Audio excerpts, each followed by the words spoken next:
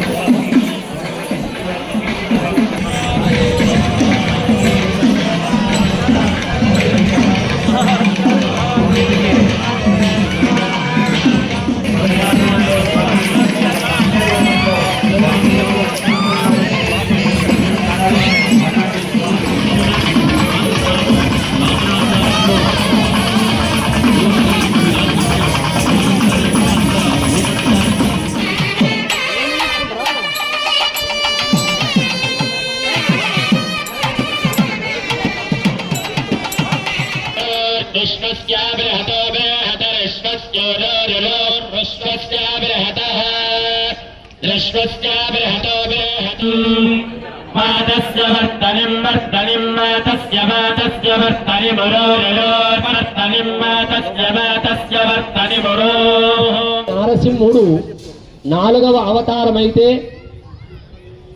భక్తజన రక్షార్థమే విచేసినటువంటి అవతారం నృసింహావతారం అయితే వేదాలను రక్షించడం కొరకే వచ్చినటువంటి అవతారం ఈ మత్స్యావతారం. శ్రీమన్నారాయణుడు మంగళం కూడా సింధవే మంగళానాం నివాసాయ యాదాద్రీషాయ మంగళం.